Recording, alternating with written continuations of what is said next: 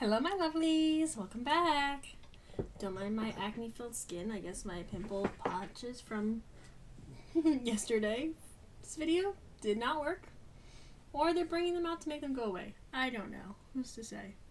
I'm gonna do some chapters tonight. Catch up, because I feel like you don't want to be listening to this for months, so...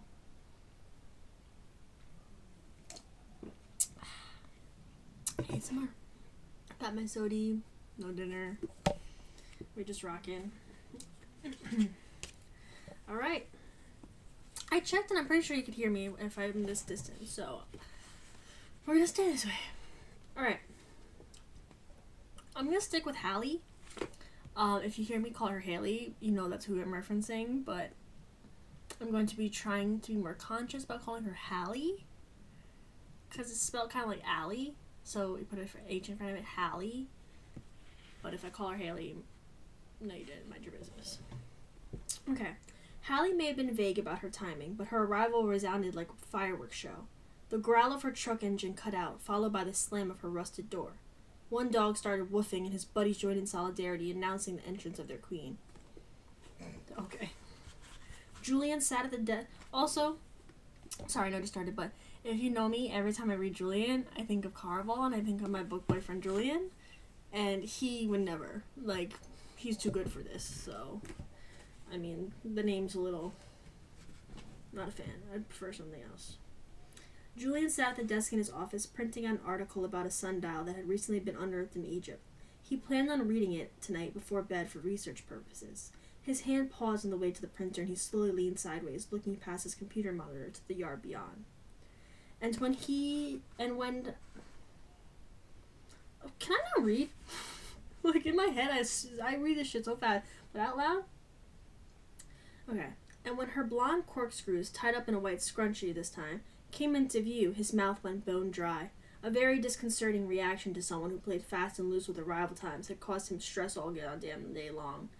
Coupled with the fact that he'd lost hours of sleep last night trying to figure out how they knew each other. Suffice it to say, his attraction to her was an irritant. One he hoped to forget about after tonight. He just needed this one little loose end knotted, and he'd get back to sleeping and working and concentrating as usual. He's delusional if he thinks that that's what's gonna happen. Sorry, my lips are so dry, and I feel like I can't read this properly. If my lips hurt talking. Doo-doo. It's a brief intermission. Doo-doo-doo. Doo-doo-doo. If it looks oily on the pimples, it's not because they're like doing anything gross. It's tea tree oil. So, you're welcome. And I'm trying to get rid of my irritation bump, but it's not going away. And I just keep putting tea tree oil on it. I gotta stop, like, touching it to try to, like, check on it, because I think that's not helping, but it's bothering me. I hate it. Like, if it doesn't go away, I'm gonna cut my nose off. Like, I hate it. Okay. According to his mother, as a child, he'd suffered from anxiety. Nervous episodes, Corinne had called them, the one and only time they had a discussion on the topic. No one had a clue if his anxiety was precipitated by a certain event or if he'd just been born with dread in his bones. But at age 6, he'd started seeing a therapist. Dr. Patel gave Julian the gift of schedules. To this day, an organized list of times and activities was the tool he used to control his anxiety. Simply put, it worked. No, it became a compulsion obsessive strategy. Like, that's not, you're just replacing one problem with another.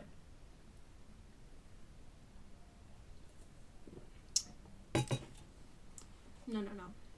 Right up until the vineyard fire 4 years ago anyway. For the first time since childhood, he'd lost his grip on structure because time meant nothing in a fire. Since that weekend, he'd kept the schedules even tighter than before, refusing to have another slip-up, another leak through the cracks. Garth's mental break was a wake-up call. Impetus?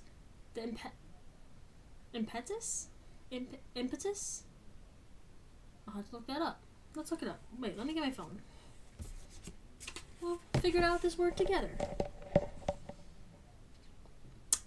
I'm looking for my phone. How do you think I'm making this video? I'll get my tablet. Dumbass.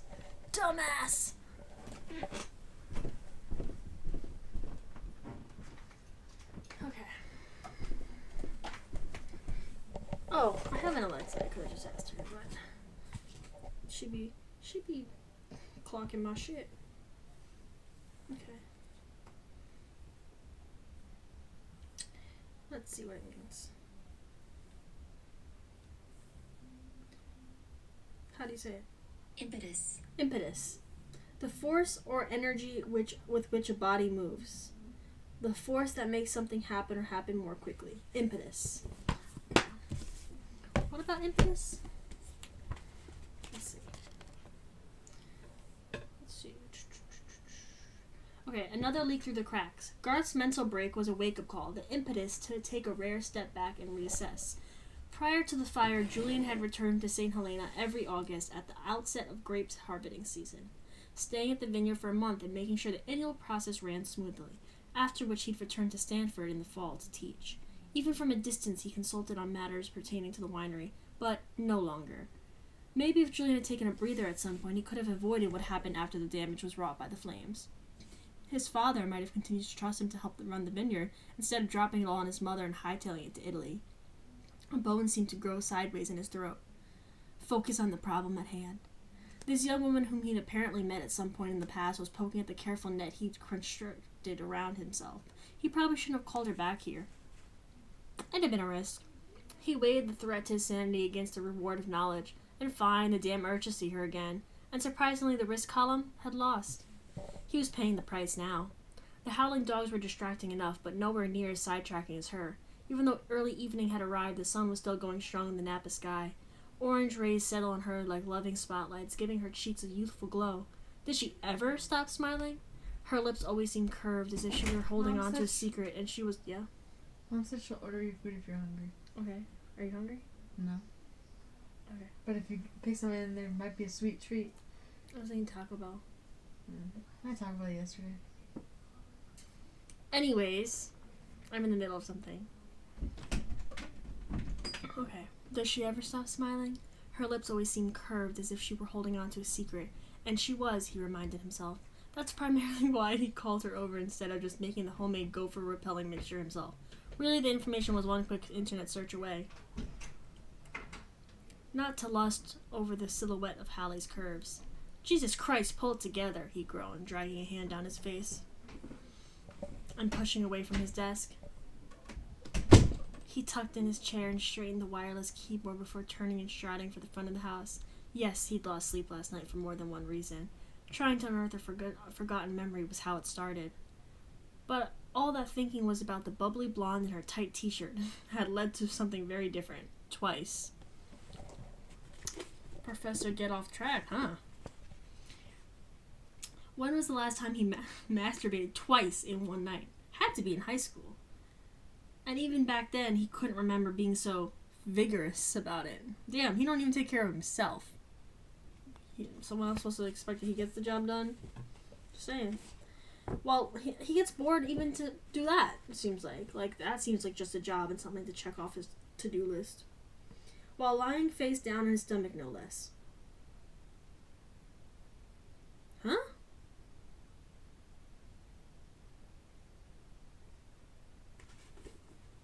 If his face is here, and he's laying flat down, how is he doing anything that's against the mattress? Unless he's, like, going into the mattress?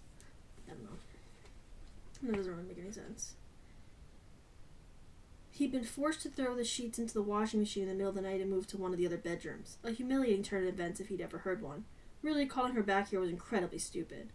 What if this visit didn't give him closure? Would he try to see her again? Oh, I wonder... Yeah, I think so.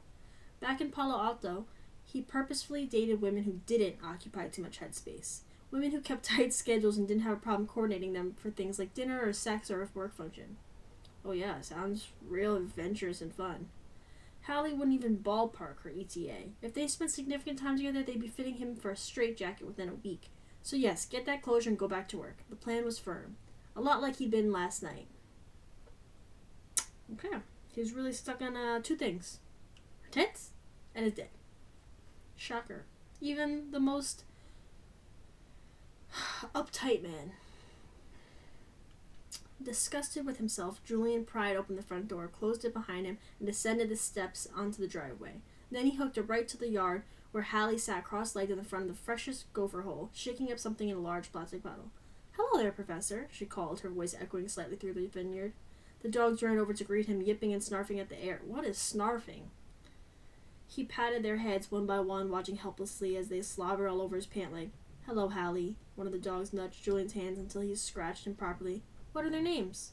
"The yellow lab is Petey. My grandfather was a big fan of the original Little Rascals." She pointed at the Schnauzer. "That's the General. Not General, the General, because he bosses everyone around. And the boxer is Todd. I can't explain it, he just looks like a Todd." And Julian leaned back to study the boxer. "That's eerily accurate." She breathed the last as if relieved to be in agreement. He liked it as well. Too much. "Stick to business." He nodded at the plastic bottle. "What's in the formula?" As if he didn't already know. "Peppermint and castor oil. They hate the smell." She shifted onto her knees and dug some cotton balls out of the pocket of her jean shorts. They were lighter today, more faded, meaning the material clung like underpants to her backside. This guy. While the sun stroked the worn denim in burnished gold. Her top wasn't quite as tight today, fortunately or unfortunately, but finger streaks of dirt were directly over her breasts as if she'd wiped her hands off on them, palms chafing right over her nipples. Okay. It's a way to go about describing and thinking about things.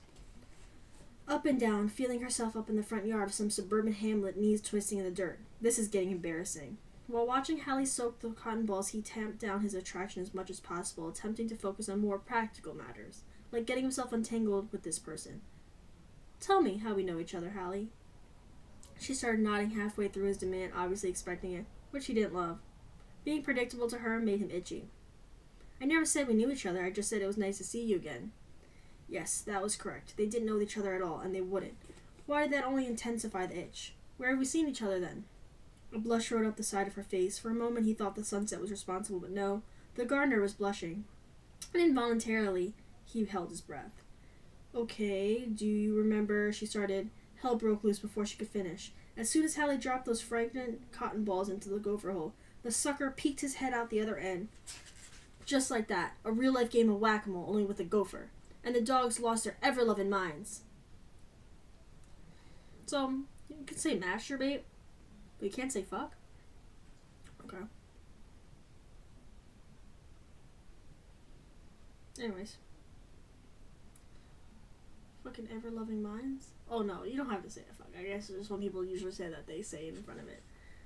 Okay, lost their ever-loving minds. When Julian thought they were loud before, their excited barking was nothing compared to the screeches and yelps of alarm as they dashed towards the emerging gopher, who wisely took off running for his very life. "Boys, no!" Hallie jumped to her feet and sprinted after all three dogs. "Come back here, now!" Julian watched it all happen in a semi trance, wondering how this plan to have a bowl of soup and ready the Smithsonian article he printed out had been so spectacularly derailed. He'd anticipated having a clear head for the rest of his stay in Napa, this blip from the past having been resolved. But instead, he was now running towards this loud explosion of mayhem, worried Hallie might get in between dog and gopher and accidentally get bitten for her trouble. Wow. He really didn't like the idea of her being bitten, or slipping, in the mud, risking an injury. Because that's what was happening. In slow motion, she turned into a pinwheel of limbs and corkscrews, and then her butt landed soundly in the bank of dirt that skirted the front lawn. "Hallie!" Julian barked. Great, now he was barking too.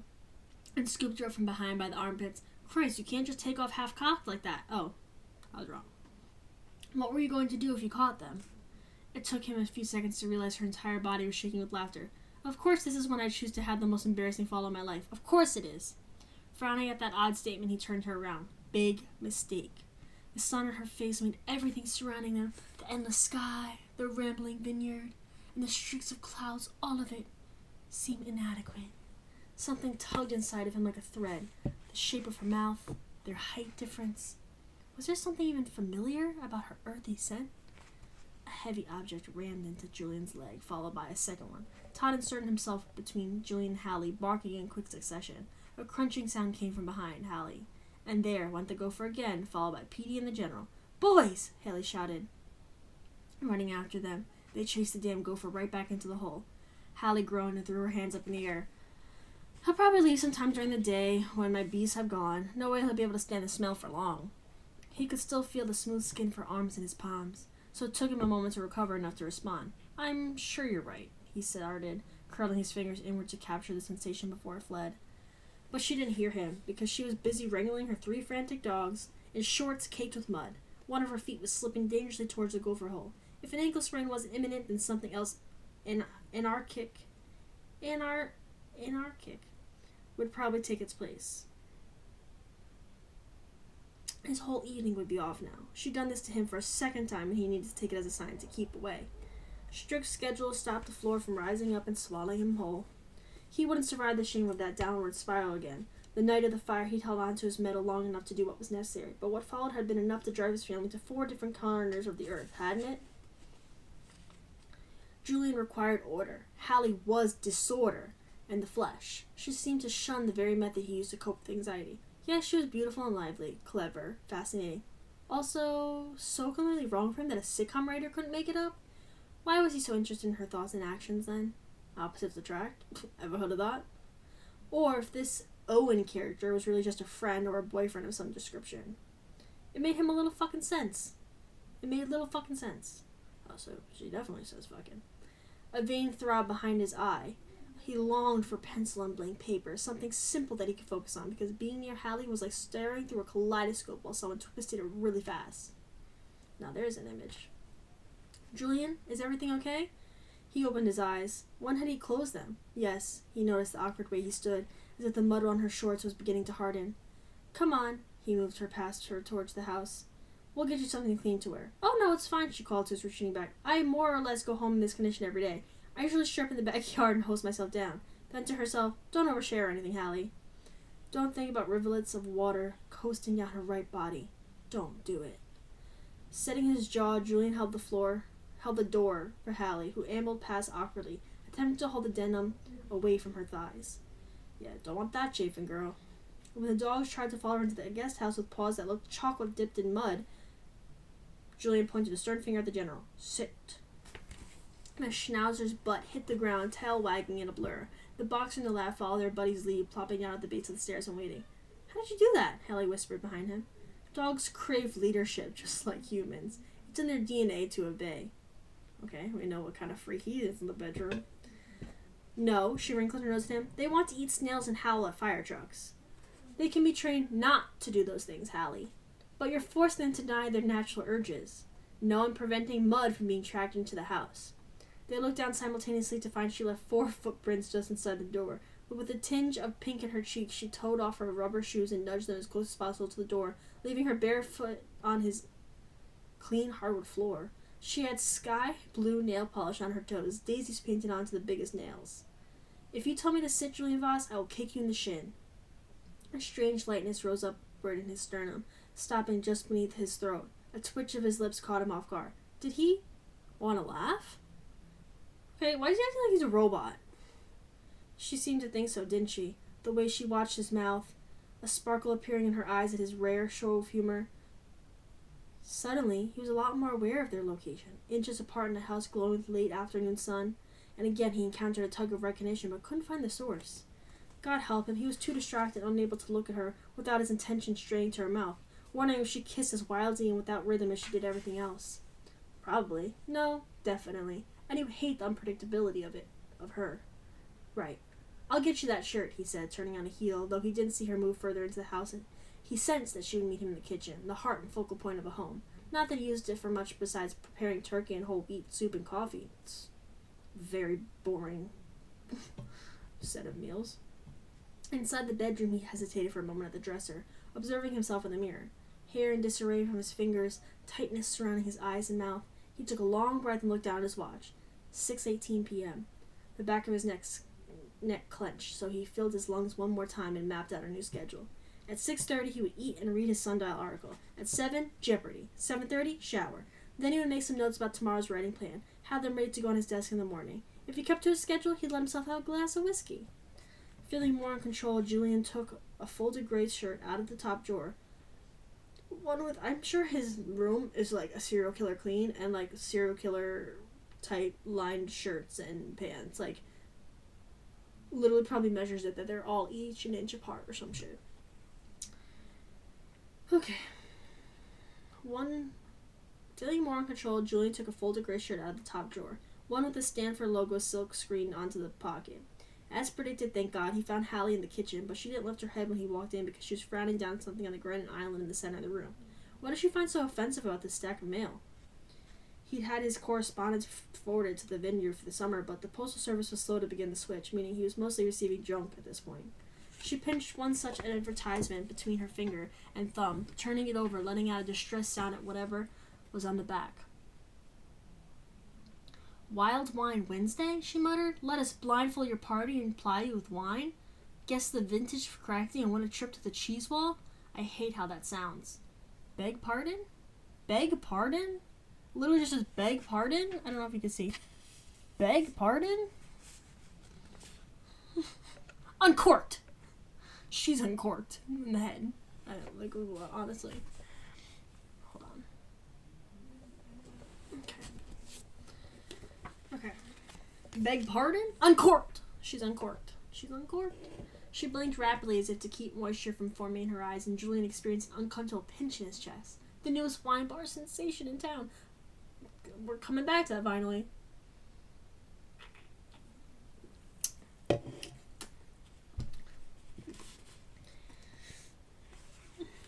I feel like where I have this, where the way I'm reading, it's just you guys are looking at me at a weird angle. So let me see.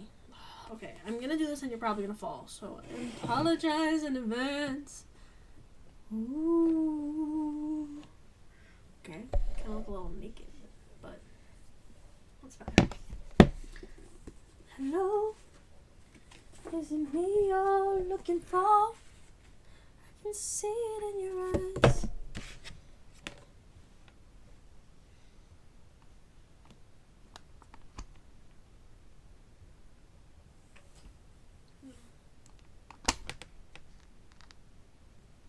Okay, yay, it didn't stop the video. That's good, that's good, that's good.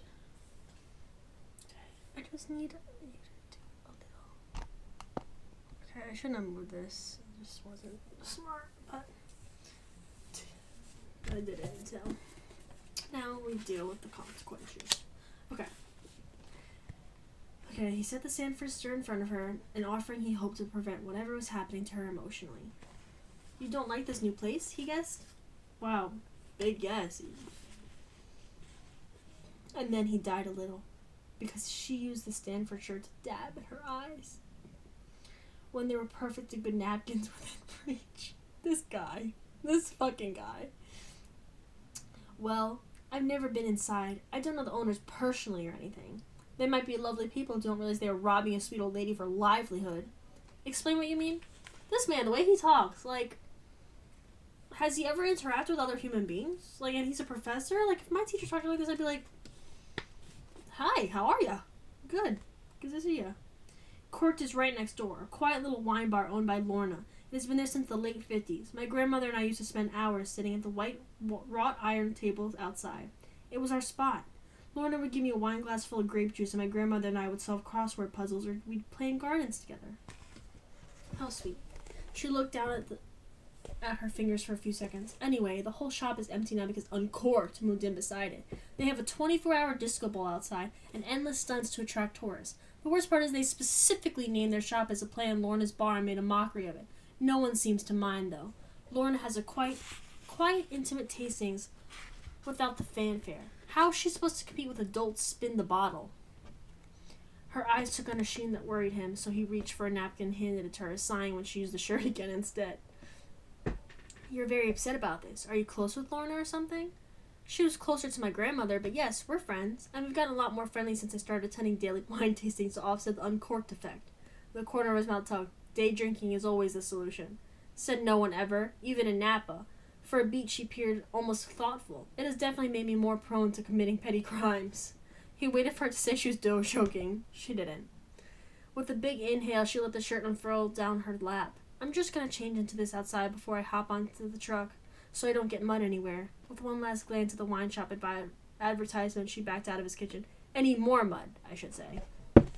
His plan had been to get Hallie out the door quickly so he could start checking things off his to-do list for the night. But when she started to edge out of his kitchen, an anxious ripple in his stomach surprised him into saying, Do you want a drink? Totally normal to offer. He was just being a gracious host. I have wine, obviously. Or whiskey. He might even need 2 whiskeys himself tonight. Could he drop the strict limits he placed on himself enough to allow that indulgence? The offer of a drink had visibly surprised her too. Oh, I don't know. She considered a long moment, as if she was trying to make some important decision. About him? What was it? I better not, she said softly. I'm driving. Right, he said, finding his throat was going dry. Responsible of you.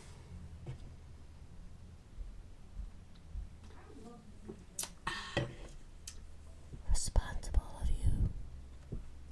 I hope that sounds cool. Okay. She hummed, nodding at the mostly full bottle of Woodford Reserve whiskey sitting on the stove. You should have one, though. A gopher in residence might even earn you 2. She hesitated on the threshold of his kitchen, this wild-haired gardener with muddy shorts and a vendetta against a wine shop. What would you have to do to earn 2? His head came up quickly, because he'd been wondering that exact same thing. How did she? And then he remembered. Yesterday, when she walked into his office and read over his shoulder and asked afterward, Is it true that you won't let yourself have a drink at the end of the day unless you write for the full 30 minutes? He never answered her question, but she'd held on to it. Was she that curious about his habits? Julian had never told anyone about his goal-setting system. It would probably sound completely idiotic out loud, but he got the sense, well, he couldn't help but feel as if she were leaving for good, never to return, so what harm would it do to reveal this part of himself? She slipped on her butt and cried in front of him in the space of 20 minutes. Maybe part of him hoped admitting to this peculiar behavior would make them even, make her feel better. Which was troublingly important to him. I only have 2 drinks at the end of the semester. And the rest of the year I allow myself the whiskey if I've checked the day's boxes. He'd been right. It did sound idiotic out loud, but it was how he remained glued together. You know, you can't fault someone at the end of the day for how they get through the day and survive and get through this crazy fucking world. So you know what? I don't blame you, Julian. I don't blame you. This is how you make sense of the world and get through it. You do you. Weird, but you do you. Time had always been the stitches running through the fabric of his life, and he had nothing but gratitude for the structure it afforded him. For instance, if I arrived everywhere on time, to class, to meetings, if I completed my workload and planned for the following day, cleared my inbox, showered, then I had the drink. She stared at him, not judgmentally, just taking it all in. I've adjusted my routine for the summer, he added unnecessarily, just to fill silence. I guess you could say, I'm in vacation mode. An abrupt giggle snuck out of her mouth, and satisfaction plunged from his neck down deep into his belly. He'd made her laugh. Yes, but now she looked a little sad. Julian, I don't think there are 2 more different people in this whole world. Damn. I mean, she's not wrong, but damn. Again, she didn't say those words as a judgment, more of a musing or an observation. Do you? No, he felt forced to admit, I don't. Oddly, that didn't mean he wanted her to leave. His gaze ticked between Hallie and the uncorked advertisement. They really named their store Uncorked and moved in right beside a shop called Corked? She threw up her hands as if relieved to finally have someone's attention regarding the matter. Yes! I'm surprised the local business association allowed that. I've emailed them on 7 separate occasions. My last one was in all caps. He hummed, not totally surprised to find his fingers twitching. What are you thinking about? She asked slowly, turning slightly to glance over his shoulder. You look like you're trying to visualize a new backsplash. I thought that said something else. I thought it said backslap. But it says backsplash. He almost said nothing and walked her to the door, but he'd already outlined the mind games he played with themselves. What was the sense in holding back now? After all, he weirdly, confusingly wasn't quite ready to let her leave. I don't like when things are out of order like this. A shop moving in and presenting a direct threat to the business next door should not have been allowed to happen. I agree. He especially didn't like the whole situation making Hallie cry, but he'd leave that part out. When things are unfair or disordered, I tend to... What? I have something of a competitive streak? A small one.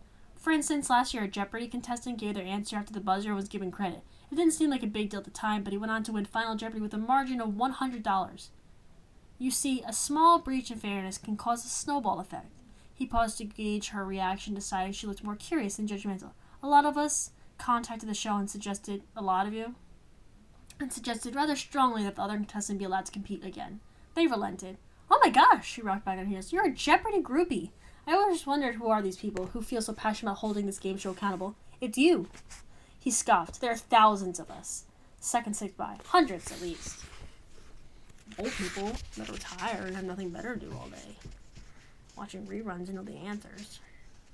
She very visibly bit down on a smile. What does this have to do with Uncorked?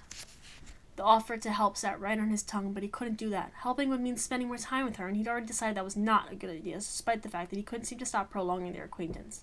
Hadn't she been on her way out the door a few minutes ago? He'd be the one to stop her. You might not be able to stop Uncorked from operating, but you can help the underdog compete. You're saying that jamming Bark into their disco ball isn't a solution? What? She pressed her lips together, his eyes twinkling. Prank calls are out too? Hallie, my God, have you been prank calling this new wine store? Yes. She whispered. You are the type to sit down with Lauren and find ways to save money or revamp her brand. My approach is less logical, more reactionary. Like I said, we are the most opposite people in the world. Well, there's one thing I agree with in this book. I said that very early on. But like I said, opposites attract. That's why he likes it. What he doesn't have in himself, he finds in her. He'd never placed a prank call in his life. Oh, wait, no. You don't think I could prank call someone? What in the actual hell was coming out of his mouth now? His competitive streak was humming, sure. But Hallie obviously thought he was stodgy and boring, and for some reason he couldn't let her leave with that impression of him, even if it was true. He'd never placed a prank call in his life. No, I don't think you could, she responded, setting her nails.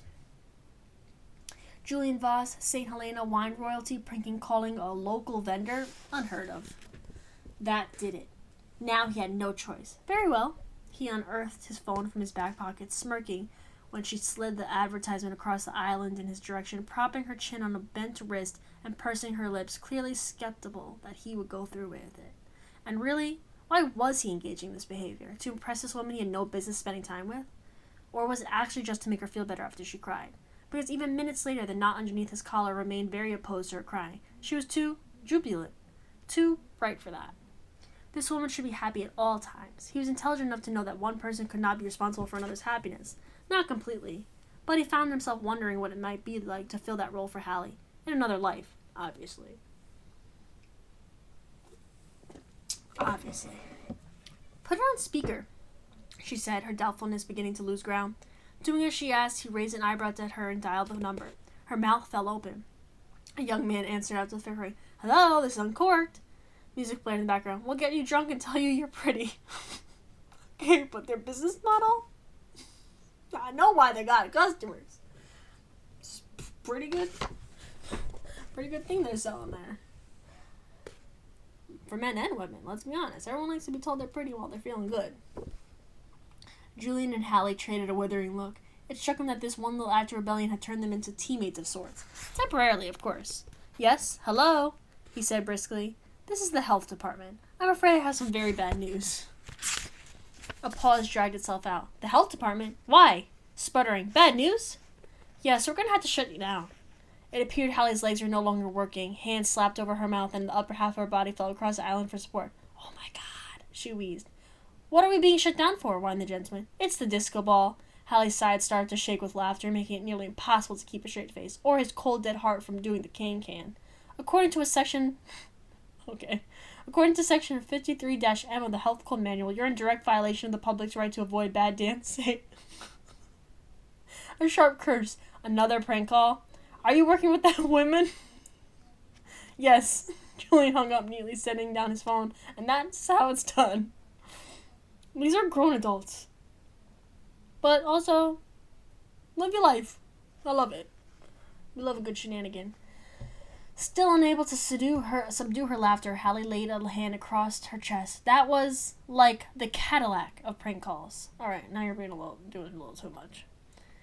Pushing off the island, she looked at him as if through fresh eyes before shaking herself slightly. Thank you. With the exception of the friends I've dragged into this rivalry, I've felt pretty alone in my outrage. He made her feel less alone, on top of provoking one of Hallie's smiles. It felt like Christmas morning. People were always saying that, but he could never relate, because opening presents with the Voss family had been a quiet and hurried affair. He could understand the phrase better now. It's no problem, he said succinctly. They nodded at each other for an extended moment. Well, you have my word that I will never again make fun of the Jeopardy message board warriors. His lips jumped. Then I suppose my work here is done. As soon as he said the words, he sort of wanted to take them back, because she'd appeared to interpret them in a way he had intended, as in, time to go. With a nod, she said, Bye, Julian. She passed him on the way out of the kitchen, leaving soil and sunlight lingering in the air. Had those drinks, you definitely earned them. All he could do was incline his head stiffly, turn, and follow her to the front door. He watched through the screen as she reunited with the howling and yipping dogs who celebrated her existence all the way to her truck. He traded a long look with her through the windshield when she climbed into the driver's side and slowly realized she never told him how they knew each other, or where they'd met. The tick of Julian's watch reached his ears, distracting him, and his chest grew tight enough to make his vision narrow. How awry did his schedule go since she showed up? He had no clue. In an attempt to center himself, he pressed his ear to the ticking watch on his wrist and forced himself to concentrate on minutes. The next few hours in front of him, he couldn't change the ones behind him. And he didn't want to either. Wouldn't take back a second he'd spent with Hallie. Unfortunately, starting now, he wasn't sure it would be wise to spend any more. But maybe in the name of closure, he'd take one more look at the Becca's Blooms website before bed. Okay, that was the end of chapter 4. We'll do chapter 5. Hopefully it's a quick chapter.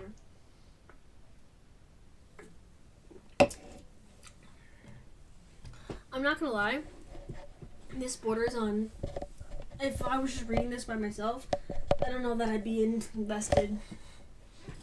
I'm not gonna lie. And I like her books, but I don't know, this one's just not doing something for me. Let's see.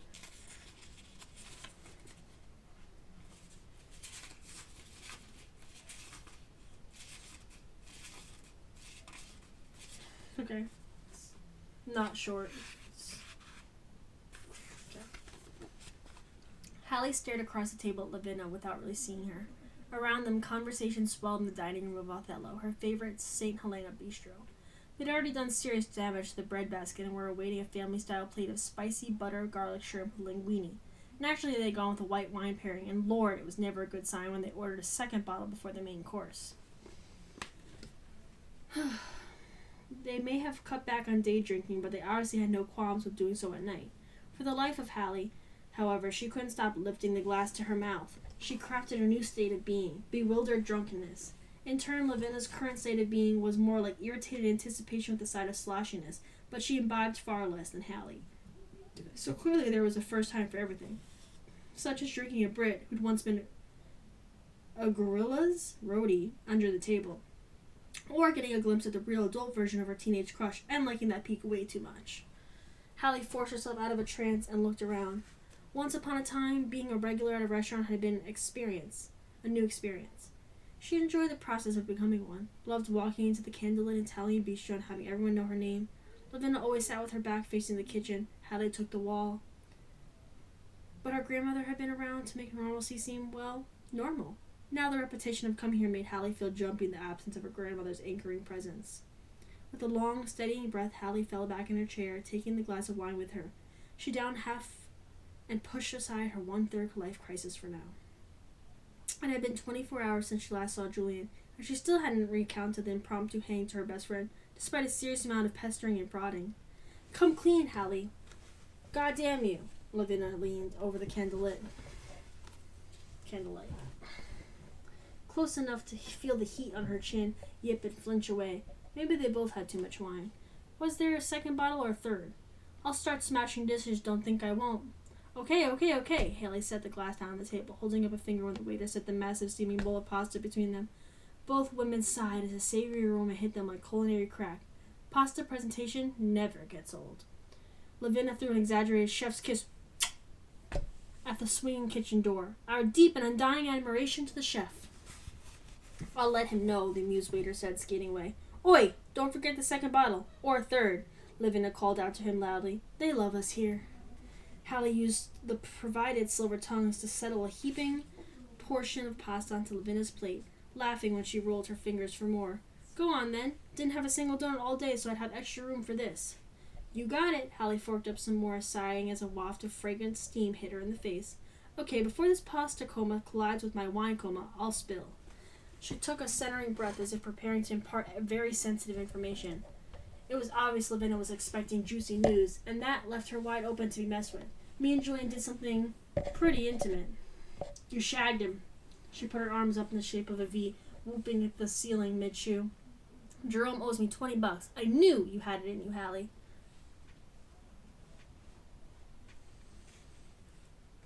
Hallie's mouth opened and closed on a sputter. Was she the one being messed with now? You placed bets with your husband on whether or not I would, and I won. An eyebrow waggle from Lavinia. You and I both did, from the sounds of it. You didn't let me finish. Indignation warred with amusement, leading to Hallie giving Lavinia a very pointed look that didn't quite stick.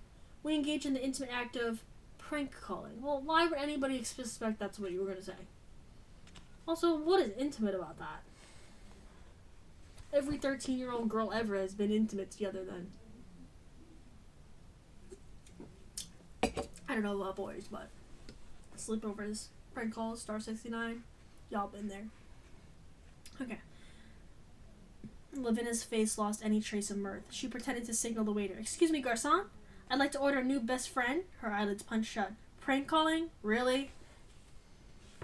Yes, Hallie fanned herself. Best I've ever had. There wasn't even grazing a tit or an itty-bitty peck? Hallie dug into her pasta with more gusto than necessary, thanks to her overwrought and underserviced hormones. Nope. But you did want a little bit of action from him. No use in pretending, since I was 14. Then why didn't you make a move, babe? I raised you better than this. It was a totally valid question. Women had to make moves on men these days, or everyone on planet Earth would be single. Her attraction to Julian Voss had always been off the charts, and yesterday, well, she sensed interest. Right? The way he sort of regulated his breathing in her presence wasn't a figment of her imagination. More than once, she definitely noticed his attention dip to lower parts of her anatomy, mainly her mouth. Like maybe he was thinking of kissing her, but nothing, and she had an inkling as to why. Can I have some tea roll? Oh my god. Don't use it all. When did you get that microphone? I just got it on Wednesday. Oh, how much was it? I don't know, like 20, 30 bucks. Ow.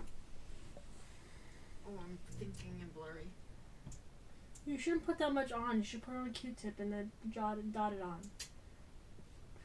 Anyways. We are extremely different people. I think I might even unnerve him a little. Hallie, Lavinia pushed her aside her plate and leaned forward. A history professor doesn't sound like a man who operates carelessly or without a lot of thought. Thank you. Meaning the attraction can't be one-sided, or you want to create an excuse for you to return to the house. She gestured with her fork. There was a gopher! Lavinia interrupted with a groan. Men don't ask for assistance without being under extreme duress. Unless they are setting aside that pride in the name of a woman. Hallie considered that. She thought of the way Julian had called her to handle the gopher issue when he absolutely could have created the mixture himself. The way he watched her with an almost reluctant fascination? How he followed her from the house and down the stairs like he was barely aware his feet were moving. It all added up to attraction, didn't it? Maybe she should have made a move. Lavinia regarded Hallie, drumming her nails on the tablecloth. You still carrying that torch? Either extinguish it or fan the flame. Fan it? To what end?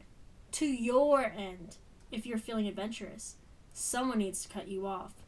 Hallie realized she was squinting in order to keep the image of her friend from doubling, probably because she'd been punctuating the end of every sentence with a gulp of wine.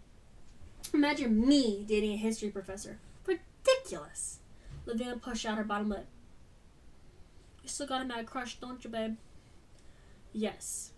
Remembering those intensely curious bourbon eyes and how they sparked with the rare humor during the prank call, Hallie's chest squeezed. It's a hard fascination to explain, but, Lavinia, I wish you could have seen him in high school. He once tutored one of our classmates, Carter Doherty, who had been struggling to pass physics. I suspect some difficulties were happening home, but whatever the case, he decided to drop out. But Julian wouldn't let him. Tutored him all the way from a failing grade to a B, and never took any credit. The only reason I knew about it is my grandmother gardened for Carter's family and witnessed Julian showing up on the doorstep every Tuesday. She'd swoon right there on the kitchen floor when Rebecca told her, refusing to budge until dinner time. Spending time with him last night made the crush worse, even while it forced me to see we're completely different. You're horny and pragmatic now. Yes, does that officially make me a grown-up? I don't think so. Afraid so. That's what the wine is for. Hallie slumped, took a deep breath. All right. Well, he's only here to write the book, and he'll be leaving again. I'll just brazen my way through any future encounters, and when he's gone, I'll force myself to stop comparing everyone to him. You're comparing Owen? Yeah? Lavinia popped a shrimp into her mouth. Give him the green light and you'll be a fall bride, if that's what you want. That man is love-struck for you. Guilt flip-flopped in Hallie's belly. It should, because this is fucked. This is not funny. It's not cute. If it were the other way around, that wouldn't be right. That's why I owe it to him, or any other man who I might see in the future, to not be hung up on a ridiculous crush. It's gone on way too long. Yeah, I can tell you that, girlie. Lavinia pursed her lips, twirling her pasta. Then again, oh no, don't give me then again. Then again, you owe it to yourself to really make sure there's nothing there, between you and Mr. Voss. You're in heat over a prank call. Imagine if you actually kissed the son of a bitch. I mean, she's also not wrong there. Maybe get it out of your system. See if it's worth exploring. Lavinia fell back into her chair and settled her wine glass on her pasta-filled belly. You should write him a secret admirer letters or something. Get all this angst off your chest before you end up walking down the aisle toward Owen with a bridal bouquet of regrets. Hallie laughed, trying not to let it show how thickly her heart was beating over these 3 little letters. Secret admirer letters.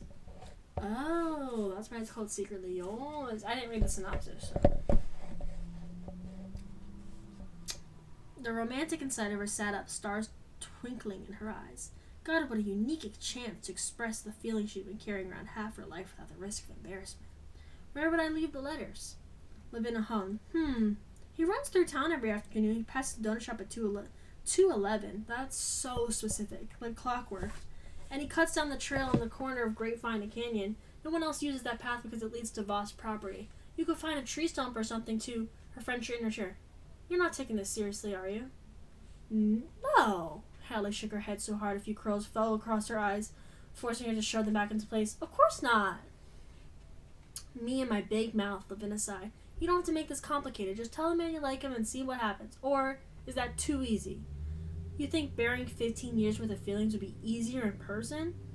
Alright, no. Not technically, but slowly Lavinia set down her glass, visibly taking time to gather her thoughts. Look, I don't encourage you to see him again, but I want you to stop and think before getting yourself into a tangle, Hallie. You know I love you to death, but... She paused. Since we lost Rebecca, you've been a little more quick to wreak havoc where none is necessary. Hallie nodded, kept right on nodding until the back of her neck was too tight to continue. While on the road with her mother growing up, Hallie had felt like a slot machine. Drop in a coin, pull the lever, and pick a new adventure. A new persona. Clean the slate. Her mother was ever-changing as the wind, and she took Hallie with her, inventing new stories, new identities in the name of fun. Hallie recalled that itchy feeling right before her mother pulled the metaphorical lever, and it felt suspiciously like her current restless state. The state she'd been since January, and constant restriction-free movement was the only way to smother it these days. Or ignore it, rather. Thanks for being honest, she said finally to her expectant friend. Lavinia reached across the table to lay a hand on Hallie's. Let's put the old Rhine letters nonsense to bed, shall we? I've read an historian and tucked it in, Hallie said, firmly ignoring the excited static, looking at her nerve endings. Good night, bad idea. Thank fuck, Lavinia said, raising her wine glass. Hallie reached for her own glass and found it empty, blinking away the increasing blur. She poured herself another glass. A final one, she vowed. Absently, she wondered how late the stationery shop stayed open these days. Wouldn't hurt to check on the way home, right? Surely her Uber driver wouldn't mind a detour.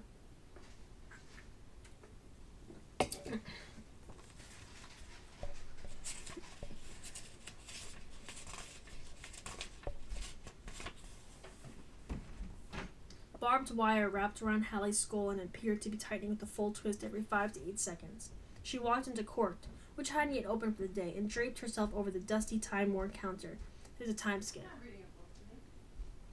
Burying her head in folded arms. Knowing laughter approached, and then Lorna patted her forearm with beautifully aged fingers, her cinnamon and dish detergent smell, drifting down to Hallie and providing her with a small sense of comfort.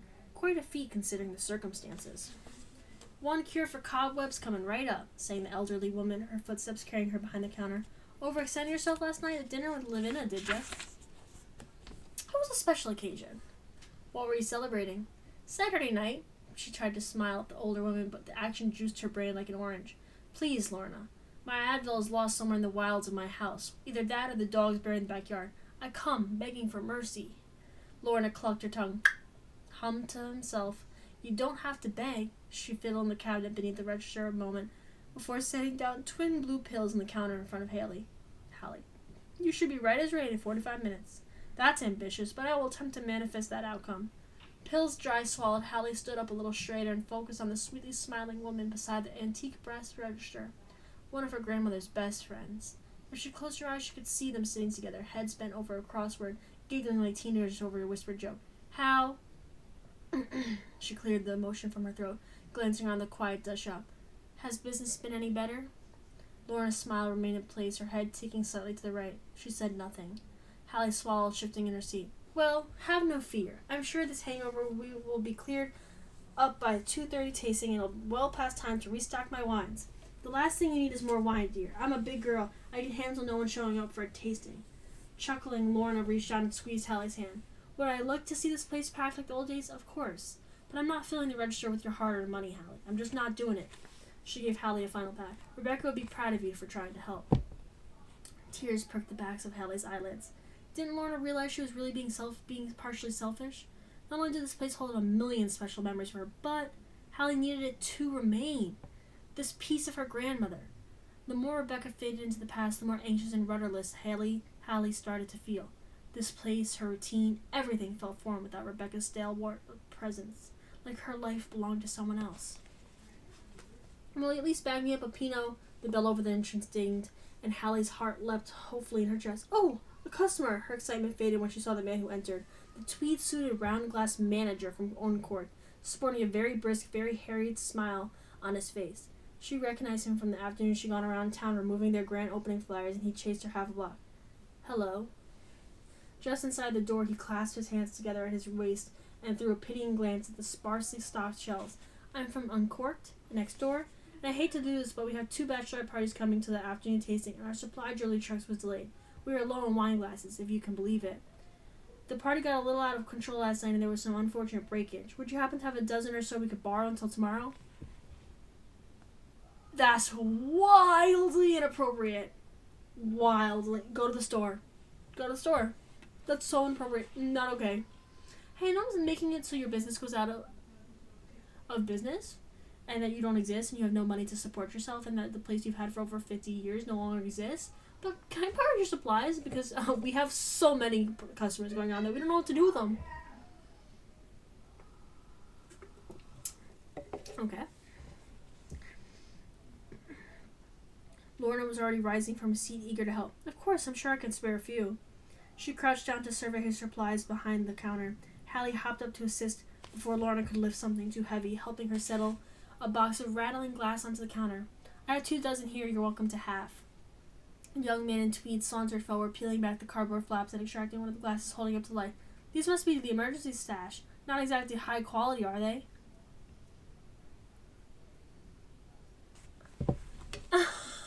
Yo, somebody get this guy. Somebody get this guy, because my mouth will be running. You know, it's not high quality. You. That outfit. Lorna wrung her hands. Sorry about that. No, don't apologize, laughed Tweed Twit. The disingenuous nature of it caused acid to climb the walls of Hallie's throat. Well, I guess I had no choice. I'll take whatever you can give me. The manager wasn't even looking at them. He was craning his neck to observe the line forming in front of Uncorked. Are you able to spare the full 2 dozen? It looks like we need the glasses a tad more than corked. Yo. Of course. Hastily, Lorna slid the box across the counter. Hallie was too stunned by the sheer audacity of Tweed Twit to offer assistance, and she remained open-mouthed in shock as the manager lifted the glass with a hurried thank you and scurried back out the door. Hallie's entire body was racked by hot tingles and secondhand embarrassment. Her face was hotter than the sun's surface, and her throat? Good Lord, was she transforming into a werewolf or something? That... She could barely speak around the cluster of sticks in her throat. He can't get away with that. Hallie, I'm going over there. Oh dear. This was bad. She knew at the moment she stepped onto the sidewalk and cool air practically sizzled on her skin. This was not a disco ball sabotaging level of righteous indignity. You know what I mean.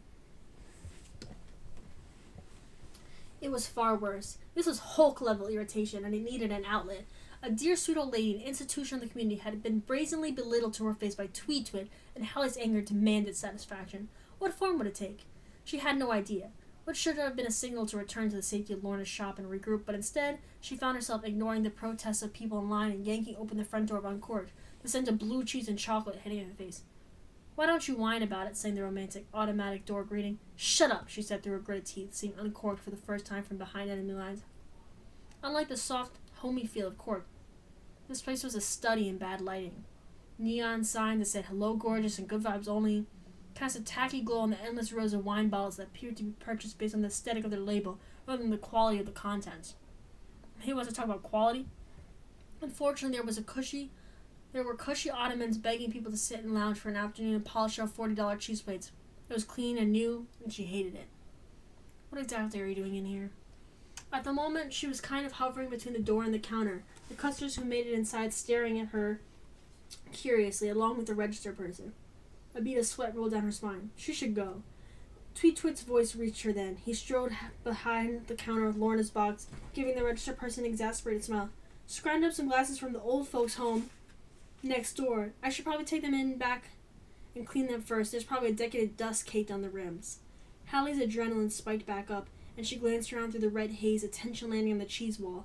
Each block had its own shelf, backlit by pink lighting. Little silver dishes extended out with samples arranged in neat rows, sort of like human feeding troughs.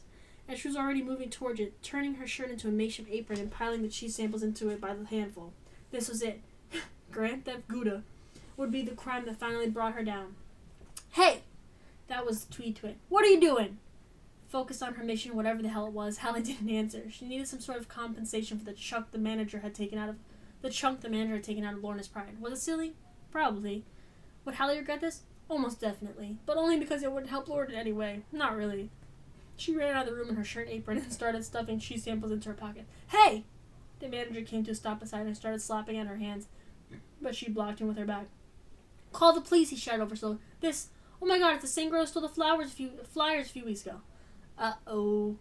Jerome was right. This was textbook escalation. Haley made a break for it. Tweet Twit was faster. He blocked the exit. She turned, searching for a back door.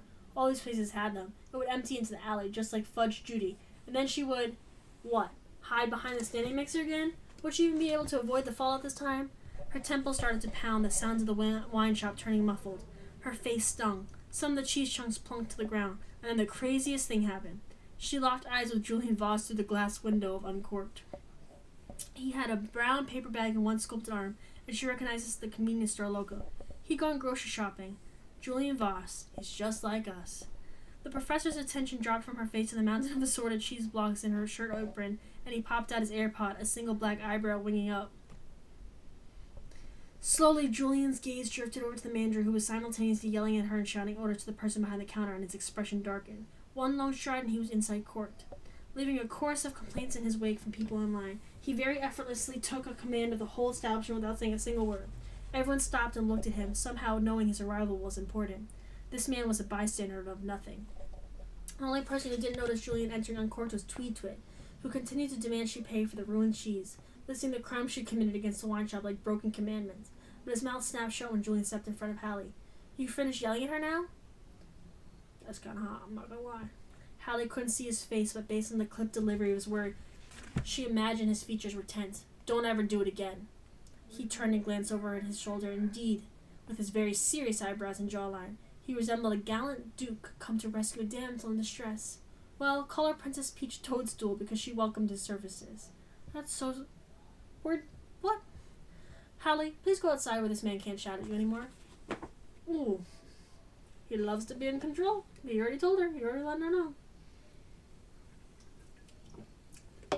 Take control of that situation, mamas. Okay.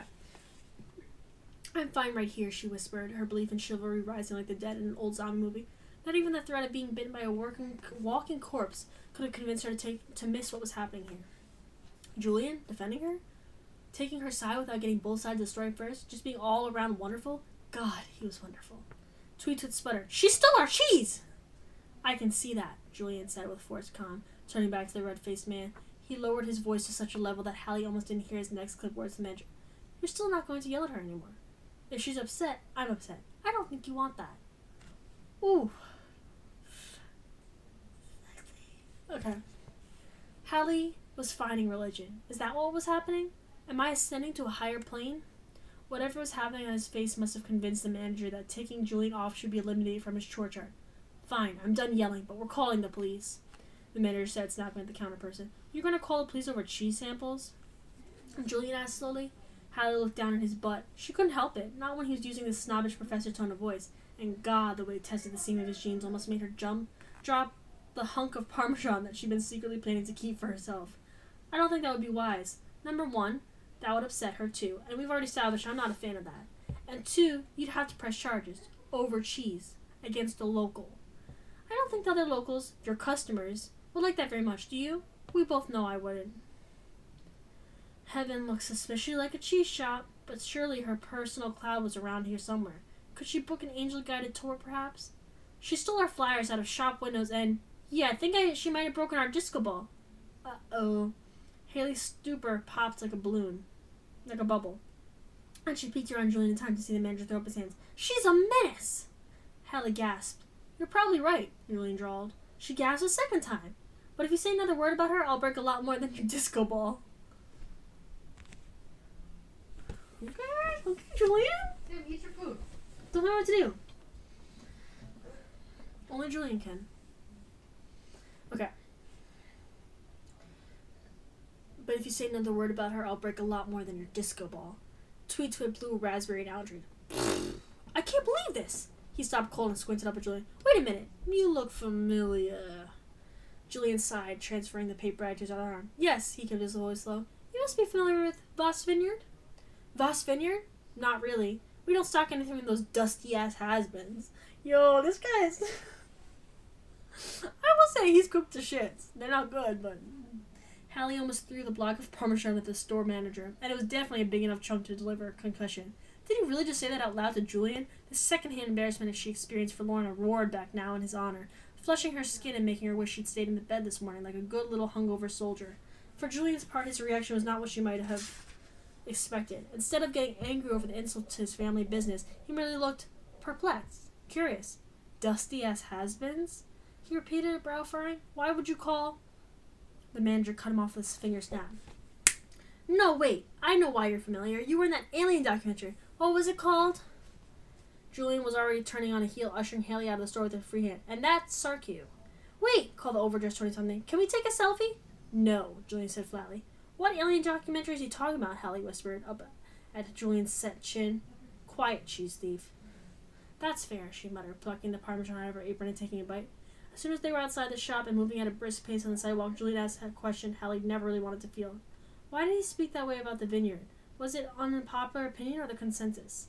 Hallie gulped. If I answer, will you explain the alien documentary? His sigh could have withered an oak tree. Deal. Ooh, we're leaving on a cliffhanger. Now, the alien documentary's got me curious. It has been common, who really cares, but an alien documentary, now that could be interesting. Okay, we just ended at, I think at 5, chapter 5? Yep, we're 5 chapters in. Okay, I'm starting to enjoy it a little more. Julian just got a whole lot sexier in my book. So is the quiet ones. Anyways, bye my lovelies. Love you guys.